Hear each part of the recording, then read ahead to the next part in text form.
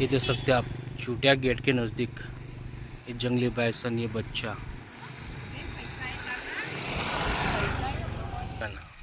छोटा बच्चा, ये देख सकते हैं आप, ये जा रहा है इस साइड। अभी मैं इस वक्त मौजूद हूँ नवेगांव बांध नेशनल पार्क की चूटिया गेट इस जगह। इस गेट के उद्घाटन तकरीबन आज से तकरीबन 15 दिन पहले 5 जून को इस गेट की उद्घाटन जो कलेक्टर साहब और डीएफओ साहब के हाथ से इस गेट की उद्घाटन हुई थी। और ये नवेगांव बांध नेशनल पार्क की ये एकमेव ऐसी जगह मानी जाती है जहाँ पर टाइगर की मूवमेंट एक कुछ ज़्यादा ही देखने को मिल रही है। तो पिछली बार उद्घाटन के लिए जो हमारे एरिया के जो प्रसिद्ध और फेमस जो आमदार है राजकुमार जी बडोले उस वक्त मौजूद नहीं थे। तो फिलहाल अभी वो फिर से इस एरिया का दौरा करने के लिए यहाँ पर आ गए। तो उनके साथ अभी ये जंगल सफारी होने वाली है और उनके मार्फत जो इस एरिया का जो है देखरेख और कैसा जो इस एरिया का जो बैकग्राउंड है वो देखरेख के लिए जो है आमदार साहब यहाँ पर पहुँचे। तो उनके साथ अभी जो जंगल सफारी वो भी होने वाली है और साथ में इस जंगल के बारे में और पर्यटकों के लिए जो सुविधा है उसके बारे में जो आमदार साहब है उनसे हम बात करने वाले हैं। तो अभी हम मौजूद हैं, कुछ मेरे साथ फॉरेस्ट गार्ड है, ये देख सकते हैं आप। और इस जंगल की आप सुंदरता देख सकते हैं, कितना मनमोहक और शांत वातावरण लग रहा है। तो आप जब भी अगर चूटिया गेट आना चाहते हैं तो नवेगांव से तकरीबन 15 किलोमीटर की दूरी पर जो चिचगढ़ रोड है वहाँ पर एक सुंदर सा रास्ते के साइड में ही आपको जो चूटिया गेट की जो एंट्री गेट है वो देखने को मिलेंगे। अभी इस जंगल के बारे में और पर्यटन के जानकारी जो है एमएलए साहब और जो डीएफओ सर है, कलेक्टर सर है, उनके साथ अभी जो बातचीत करके इन जंगल के बारे में जो है वो जानकारी लेने वाले हैं। तो बने रहे वीडियो में।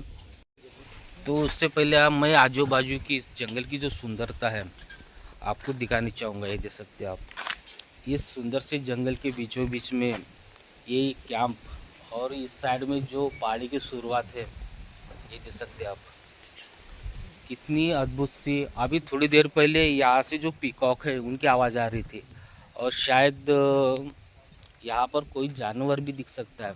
ये प्रोटेक्शन के लिए यहाँ पर एक जाली लगाई है और ये देख सकते हैं आप पूरी तरफ से जाली, ये जाली से लग के जंगल।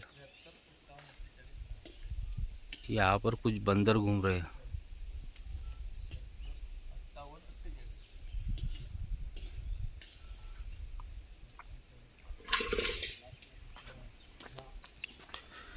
यहाँ पर आने वाले मेहमानों के लिए यहाँ पर देख सकते हैं यहाँ पर नाश्ता बन रहा है और नाश्ते में पोहा। मैं थोड़ा दिखाता हूँ आपको आजू बाजू में जो चूटिया गेट का जो सुंदर सा नज़ारा है ये देख सकते हैं आप। अभी आमदार साहब वगैरह आएंगे तो उनके साथ थोड़ा सा बात करेंगे वाइल्ड लाइफ के बारे में। और यहाँ से जंगल सफारी की शुरुआत हो जाती है और यहाँ पर पैदल घूमना बड़ा रिस्की काम।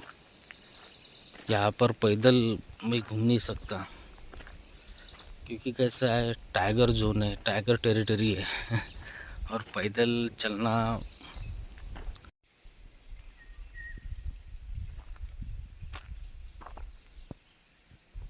आप ये देख सकते हैं आप चूटिया गेट के नज़दीक ये जंगली बाइसन, ये बच्चा, और उस साइड में एक है,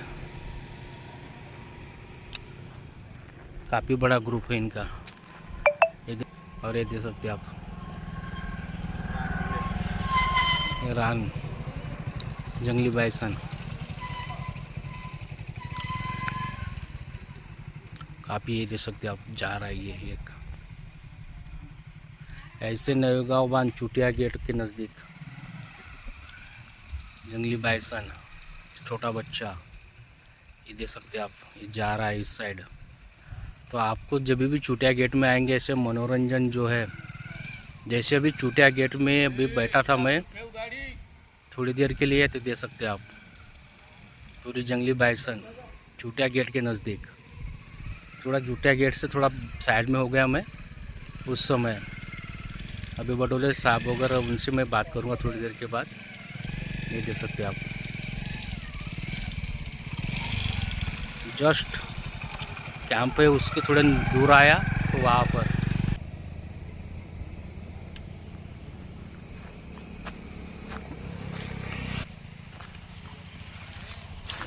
पेड़ भी बहुत बड़े बड़े हैं। इस साइड में भी बस जस्ट मैं कैंप के नज़दीक हूँ और अंदर चले गए हैं। ये है चुटिया कैंप का रास्ता।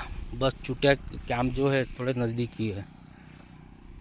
अभी मैं उसी तरफ जाने वाला था, अंदर चले गए। तो ऐसा जो एडवेंचर सफ़र है नवेगांव बांध नेशनल पार्क, आप जब भी आएंगे ऐसा एडवेंचर सफ़र आपको देखने को मिलेगा।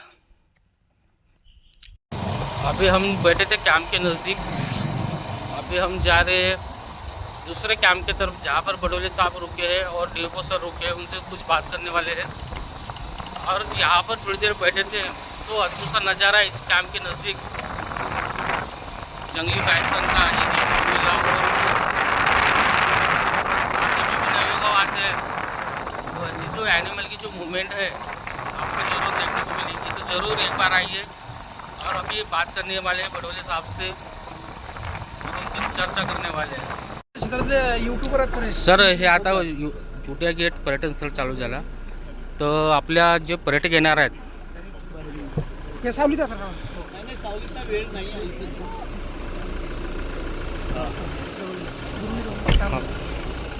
तर सर आता हे नवेगाव बांध चुटिया गेट जे आहे ते चालू झाले आहे, त्या आणेवाले जे पर्यटक आहेत त्यांच्याविषयी आणखी त्यांना येण्याबद्दल काय सांगाल, त्याचे मार्गदर्शन? जास्तीत जास्त पर्यटक या माधवझरीला वाढवण्याच्या दृष्टीने या ठिकाणचे आमचे जे CF साहेब आहेत त्यांच्याशी चर्चा झाली, आम्ही सगळे फिरलो आणि याच्या विकासासाठी आता मूळतः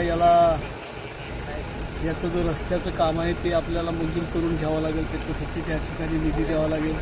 त्याच्यामध्ये जे 2 पॉईंट आहेत ते सगळे पॉईंट आणि माधवझरीपासून त्या ठिकाणी तो पॉईंट आहे त्या ठिकाणी पण जो पाथवे बनवायचा, तर असा सगळा हा करण्याच्या बाबतीमध्ये आमच्या चर्चा झाल्यानं त्या संदर्भामध्ये शासनाकडून मोठ्या प्रमाणामध्ये निधी ह्या करून यावर्षी आपण ते कामं। सर जे येणेवाले जे पर्यटक आहेत त्यांच्यासाठी सुविधा आता जसा जिप्सी वगैरे त्यांच्या रेट वगैरे आता ठरला नाही आहे, म्हणजे ठराविक परत या ठिकाणी नव्यानं काही जिप्सी पण द्यावा लागतील। अच्छा, आणि ते सगळं वन विभागाचे आमचे अधिकारी आणि आम्ही मिळून सगळं ठरवू, जिल्हाधिकारी आणि पालकमंत्री महोदय जे आहेत त्यांना पण या ठिकाणी एकदा घेऊन येऊ आणि याचा विकास जास्त लवकरात लवकर करण्याच्या दृष्टीने। सर जसे नवीन पर्यटक येतील ते सुरुवातीला हे अपेक्षा करतात की आम्हाला जो जिप्सी सुविधा आहे आणि जो रेड बोर्ड आहे तर ते रेड बोर्ड केव्हा ठरणार, आणि की ते पहिल्यांदा विचार करतात ना की रेड बोर्ड अगर आम्हाला परवडणार तेव्हाच आम्ही इथं प्रवेश करणार। या ठिकाणी खरं म्हणजे जिप्सीची ज्या अडचणी आहेत त्या आता लगेच या ठिकाणी दूर करून आता जे रेट आहेत ते तसे अजून ठरवलेले नाही, तरी पण ते तसे कमीच रेट आहे।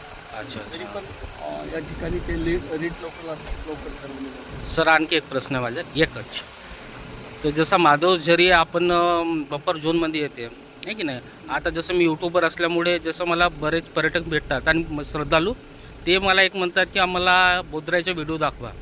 आता कसं आहे जांभळे गेट बंद असल्यामुळे बोधराईला जाणं शक्य नाही आहे, ठीक आहे सर, तर जसा माधवझरी आपण लोकांसाठी चालू केला तसा बोधराई चालू करणार का? नाही, बोधराई आताच आमची चर्चा झाली, बोधराई पण आपण लवकरात लवकर या ठिकाणी सुरू करणार आहोत। आता त्याच्यातला काही पोर्शन जो कोर झोनमध्ये आहे ते कोर झोनमधला जो पोर्शन आहे तो पावसाळ्यात साधारणतः बंद असतो, बाकीचा सगळा तो सुरू राहील। हा याच्यामुळे एक फार चांगलं झालं तर माधवझरी हा संपूर्ण परिसर हा बफर झोनमध्ये येत असल्यामुळे पावसाळ्यात असेल किंवा बाकी ठिकाणी असेल आपला जांभळी गेट पण तो सगळं पर्यटनासाठी खुला राहील आणि हे आपल्या नवेगाव बांधवासियांसाठी आणि इथं येणाऱ्या प्रचंड मोठ्या प्रमाणात, कारण हे तसं जर पाहिलं तर सांस्कृतिक दृष्टीने एक अनमोल ठेवा आहे। बाकी नागझिरा किंवा इतर ठिकाणी तुम्हाला जे भेटणार नाही तिथे इथं या ठिकाणी असंख्य गोष्टी आहेत, त्याचा विकास करण्याच्या दृष्टीनं नक्की लवकरात लवकर प्रयत्न होईल आणि हा या माधवझरीचा विकास लवकर। कारण की सर मला जसे बोलू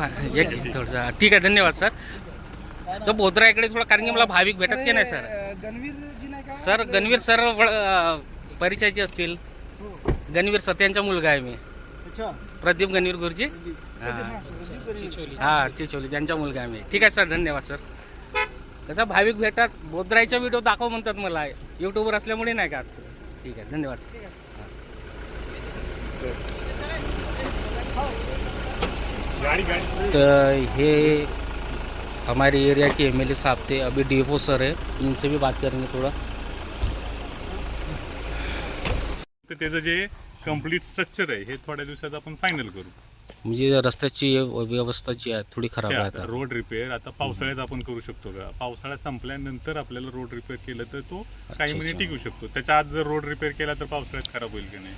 आता आपण हे पावसाळ्यापूर्वी माधोझरी आणि हे जे आहे हे ठिकाण बघण्यासाठी जाण्यासाठी काय होतंय किंवा इथं काय डेव्हलपमेंट गरजेचं आहे त्याच्यासाठी म्हणून आपण सध्या पर्यटन हे सुरू केलं. मग ह्याच्यात जशा गरजा आहेत काही बेसिक गरजा आपण इथं पूर्ण करतोय, परंतु जसं पर्यटक वाढतील, पर्यटकांच्या डिमांड वाढतील त्याच्यानुसार किंवा त्यांच्या सजेशननुसार आपण इथं अजून सोयी सुविधा वाढवणार. सर मग ते माधवझरी जे पर्यटन चालू होणार त्यासोबत बोदराई पण आपण चालू करणार का? ते बोदराई कोर भागात आहे जे जांभळीवरून चालू होतं, त्यामुळे माधवझरी आणि बोदराई हे दोन पूर्ण वेगळ्या विषय आहेत. जेव्हा म्हणजे पावसाळ्यानंतर जेव्हा कोर आपलं सुरू असतं त्यावेळेस आपण माधवझरीतून म्हणजे माधवझरीचं दर्शन करून जांभळी गेट पर्यंत जाऊ शकतो, जांभळी गेट मधून आतमध्ये जाऊ शकतो.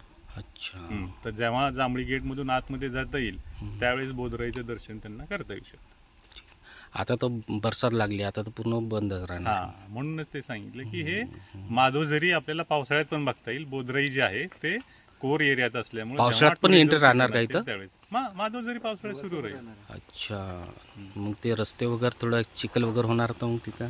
हा, मग आता ते पाऊस आहे किंवा हे आहे त्याला आपण आता म्हणजे पाऊस येऊ नये अशी इच्छा आहे का तुमची? नाही ना. म्हणजे त्यानुसार रोड म्हणजे पहिल्याच दिवशी सगळ्या गोष्टी नाही होत ना. आपण आता पर्यटक किती येत आहेत, त्यांची काय गरज आहे, त्याच्यामुळे आपण इथं 4 व्हील ड्राईव्हच फक्त अलाउड करतो. सर मला जसं आता मी पोहोचू शकेल. जो आपण टावर गेलो होतो काय गोरटेल टावर, तिथं मला कमेंट आले की रस्ता थोडासा खराब आहे पब्लिकच्या, आहे की नाही? तर ते म्हणाले की हे रस्त्याची व्यवस्था कसे काय म्हणजे रस्ता रिपेअर करणं हे लगेच पहिल्या दिवशी नाही होत ना. आता त्याच्यासाठी म्हणजे आपण प्रस्ताव पाठवतोय, त्याच्यासाठी निधी मंजूर होईल. मग आपण पावसाळ्यापूर्वी जर रोड रिपेअर केला तर पावसाळ्यात सगळा खराब होणार आहे. त्याच्यामुळे आपण सध्या जो रस्ता आहे तो 4 व्हील ड्राईव्ह गाड्यांसाठीच ठेवलेला आहे. त्या गाड्या तिथं जातील आणि त्यानंतर पावसाळ्यानंतर जेव्हा आपल्याला निधी मंजूर होईल त्यावेळेस आपण ते रोड रिपेअर वगैरे सगळ्या गोष्टी करणार. सर हा पूर्ण जसं आपण एरिया फिरायला गेला सफारीचा तकरीबन किती किलोमीटर अंतर पडणार? जसे सफारी करायला गेला आपण 25 किलोमीटर पर्यंतचा ट्रॅक बनवलेला आहे. 25 जो किलोमीटर जिप्सीचा पूर्ण ट्रॅक असेल. जी अच्छा. बसची सफारी राहील ती फक्त इथून माधवझरीचं दर्शन होईल. बस पण म्हणजे गोरटेल पहाडी जाणार नाहीये, कारण आपण ते 400 रुपये प्रति पर्सन जे घेतोय ते त्याच्यासाठीच आहेत की ते नवेगाव बांधवरून बसमध्ये येतील. त्याच्यात त्यांना इथं चहा आणि नाश्ता बचत गटाकडनं कंपल्सरी दिला तुमच्या जाईल. मार्फतच राहणार? हा, तो त्याच्यातच राहणार, तो इन्क्लूड राहणार, जेणेकरून बचत गटाला पण त्याचा रोजगार म्हणजे कंटिन्यू मिळाला पाहिजे. ते तिथून जाऊन माधवझरीला दर्शन करतील. तिथं जे आपली पायवाट आहे, निसर्ग पायवाट, तिथं पायवाट करून तिथूनच बसमध्ये बसून माघारी नवेगाव बांध. हे 400 रुपये प्रति पर्सन हे आपण ठेवलेलं. आणि जे जिप्सीवाली सफारी राहील ती नॉर्मल टुरिझम ज्या पद्धतीनं आहे त्या पद्धतीनं गाईड जिप्सी सगळे सोबत राहतील. आणि ते आपण जे बाकी ठिकाणचा रेट आहे त्या पद्धतीनंच तो राहील.